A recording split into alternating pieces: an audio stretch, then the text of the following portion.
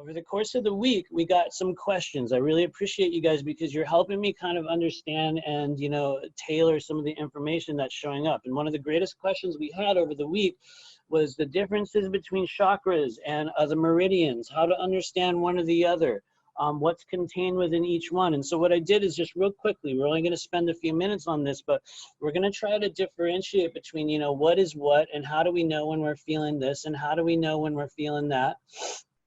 What does that mean? How does that work? And so let's just differentiate a little bit between the chakras. Let's talk a bit more about some of the subtle differences.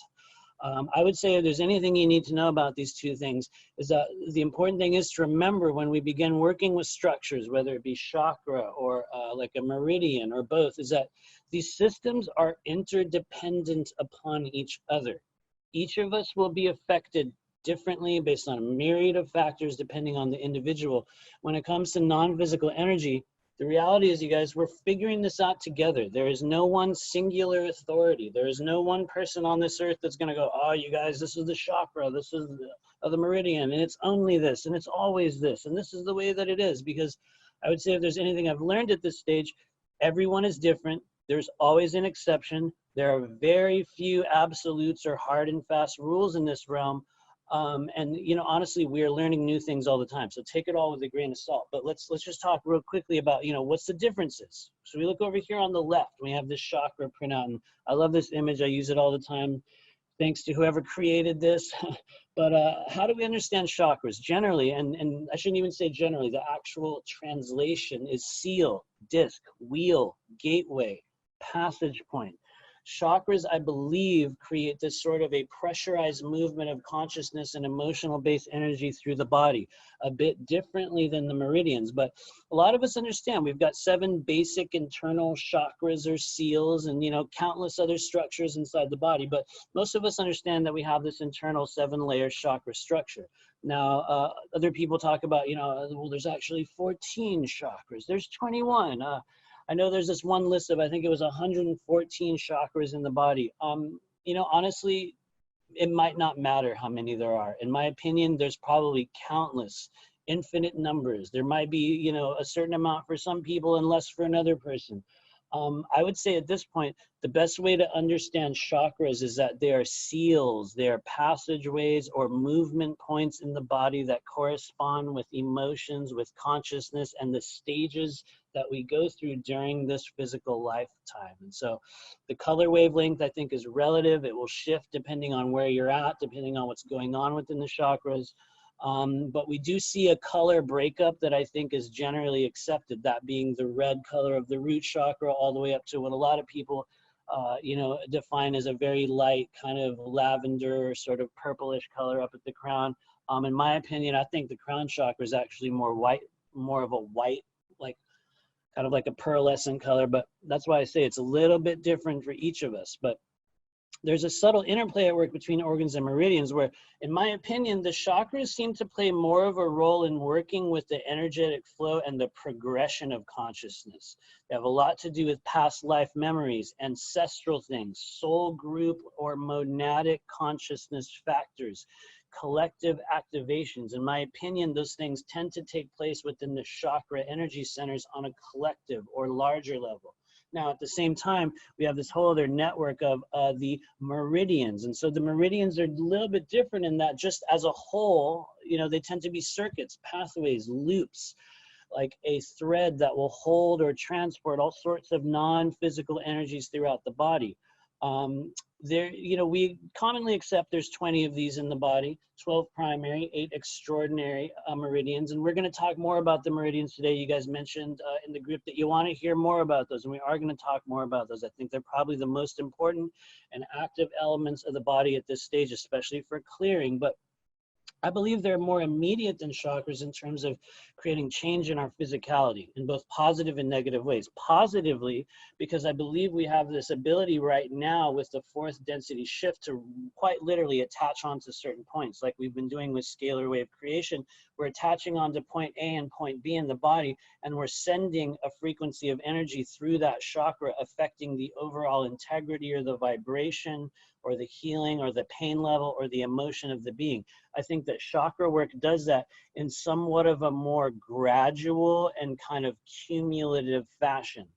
Whereas the meridians, I believe, are more intuitively based. They're more, they may be more precise in how they pass and handle specific types of emotions. But I believe that the meridian clearing and the meridian structures at this stage represent, you know, probably the most immediate way in which we can shift our energy, our physiology. But I believe they play an expanded role in physical healing due to their more specific relationship with our organs and a wider reach throughout the body, whereas chakras respond to more collective and sort of larger overarching energies. And I realize on that slide right there, I might have lost the last sentence that I was going to put on there, but so yeah, you guys will see a couple missing words there. But just to differentiate between these two things, we're going to go through a chakra movement or like a progression during this whole life, regardless of what's happening. The meridians can be affected, though, on a number of levels. And we're going to talk a little bit more about that stuff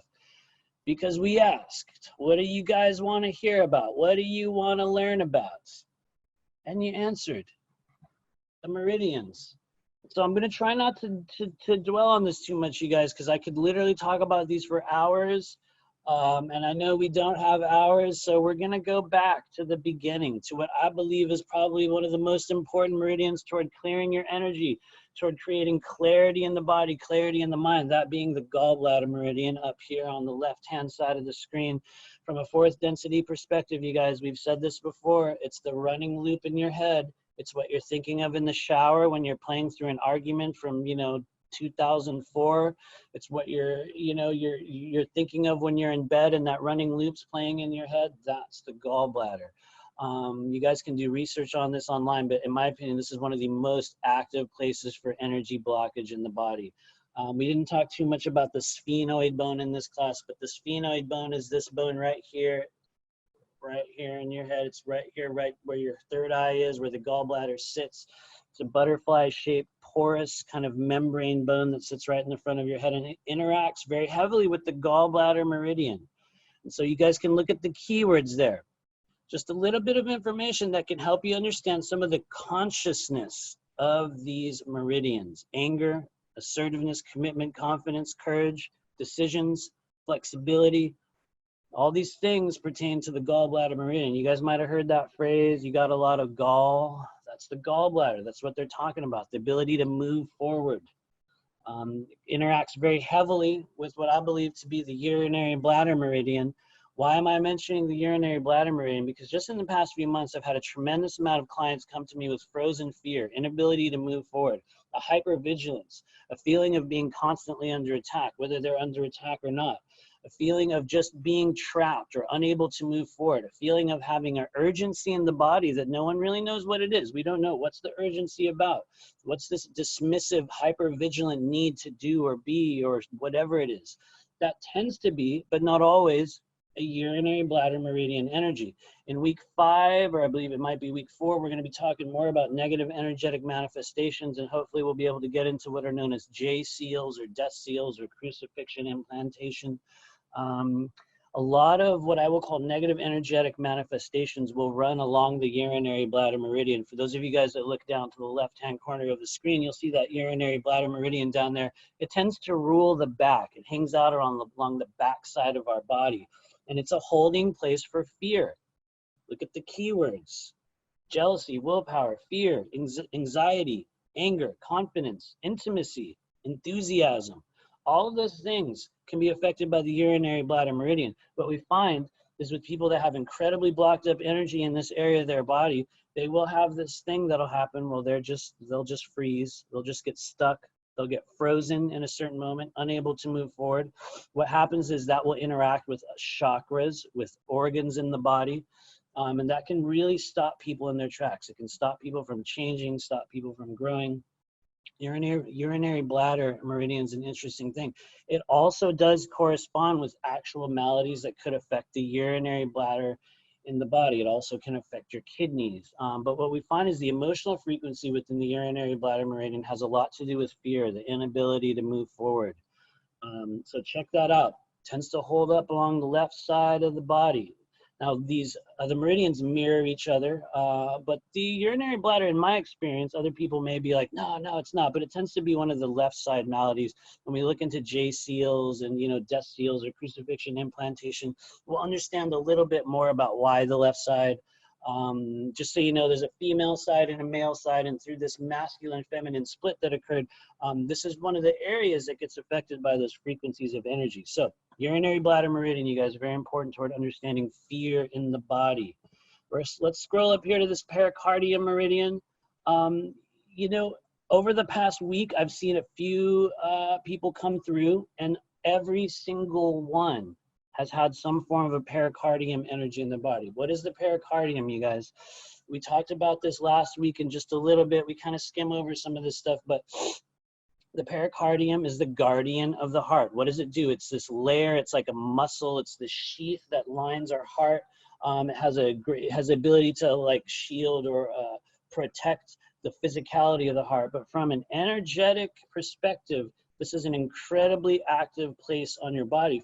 For fourth density energy, the pericardium creates somewhat of a shield or a boundary. It guards our energy frequency. It guards our heart. It guards our emotions. It guards our vulnerability. It is one of the etheric structures on the body that's responsible for how we connect intimately or how we don't connect intimately, who we connect intimately with. It has a great relationship with this thing that I call the emotional pH value of the body. And I've kind of hinted at that or talked about it over the last couple of weeks. But what is the emotional pH of the body? That is that sort of frequency that your body gives off that will attract certain things to you. What's a good example of that? People that will constantly attract narcissistic, say like relationships or partners or abuser dynamics in their life. People that will constantly step into or engage in certain, programming outlooks or behaviors that will have somewhat of a damaging effect on us. Oftentimes the pericardium is that element of our body that can assist with creating that sort of wall that we put up, and we only let certain things in that wall. And so the energetic pH is a bit like the field in which you are only growing a certain type of crops. They will always grow in this field because that's what has always grown there. Now, we find that the pericardium is incredibly helpful toward breaking down barriers, toward putting up new ones, and especially toward shielding the body against really harsh empathic frequencies. And so when we get into, some of the negative energetic manifestations in the coming week, we discover that there's a lot of implantation, a lot of tampering that occurs with the pericardium meridian. And why is that? Not only because it guards the heart, it interacts with the heart chakra, with the emotional elements of the lungs, but it also has a great impact on our intimacy, and especially sexual programming. It has a very important relationship with the sacral chakra as well. They tend to interact very heavily in that they will sort of gauge or allow or sort of even almost send out a scent or a frequency that will draw in certain types of experiences. And when we have element of distorted sexuality, if we have had some type of like sexual trauma, the pericardium can be one of the anatomical elements of the body that will be responsible for continually attracting or re-attracting that difficult energy. It's a very, very interesting structure. And so what we understand is that as we begin to open that up, it allows us to then attract new things into the body, kind of like shifting the magnet. We turn the magnet around and it's no longer pushing out, it's now pulling in. And so just a very important structure to be made aware of, almost entirely in the arms. For those of you guys that want to start working on the pericardium, you can look at it, it's literally right there next to the nipple. And just like we're doing with other scalar toning, you're just going to plug in point A and point B right on the sides of your chest. You're going to plug right in there and begin to tone and create that vibration. When you do that, hold an intention, because the pericardium is a programmable area of your body. It will hold a program, an emotion, an idea, etc., etc. Before I go on too much of a tangent, let's try to get to the spleen and the belt line. I believe the spleen is important for a lot of people to be made aware of today, especially the spleen meridian. And why is that? Not only does it interact very heavily with the lymphatic system in renewing and cleaning blood, but what it does from a fourth density energetic perspective, and this is my experience, other people that I think work in Chinese medicine or acupuncturists or other people will be like, nah, man, that's not the emotion of the spleen. But I keep finding it over and over again, you guys. In my opinion, the spleen is working with a lot of frustrated, sour, difficult emotional processes that are hard for us to let go of. It tends to be a damp, frustrated bubble of energy on the left side of your body that has a really, really big effect on acceptance, on how much we worry, on how much we catastrophize, on how easy it is for us to kind of restart or reboot our energy after something difficult. It's a really interesting thing, but what I believe it's doing for a lot of us is renewing and regenerating elements of our etheric templates. And so the spleen's really, really important right now. We're going to do a little bit of work on that. Also interacts with the urinary bladder and those J seals. But just be aware, you guys, the spleen's important. It goes right down to the big toe. Or, just check out those pathways. Look at the strange line on that spleen. I guarantee you, some of you guys are going to feel energy or emotion or a little bit of tenderness there. But let's talk about the one that showed up over and over again this week. We almost talked about it last week. I had a slide ready to talk about this beltline meridian. And over the course of the week, we've come to great understanding as to how this affects people. Some of the people in the class, encountered a great tightness, a feeling of being cut off, a very, very difficult emotional state, a lot of pain, a lot of movement in the body. And the beltline meridian, look down here on the bottom of the screen, concentric circles, a spiral of energy that wraps around the body. What does the beltline meridian or the daimai do? It circles the waist or beltline, an ascending circular flow that wraps around the body.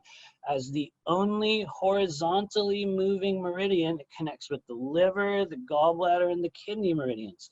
I think a couple others as well. When energy is blocked up in the daimai, things tighten, leading to stagnation of flow and a feeling of a split between the upper and the lower halves of the body.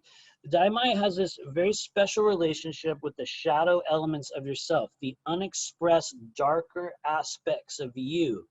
And what happens is, just like we try to, hold things, quote unquote, under our belt, or we'll keep it, under our belt, that old saying, that's the beltline meridian. And what happens is, for a lot of us, this can be one of the places in which we will sort of hold or sort of just hide or repress negativity, the shadow element of ourself. And so when the daimai becomes backed up, we can find ourselves right on the verge of, a breakdown, right on the edge of going into tears, right on the edge of just falling apart.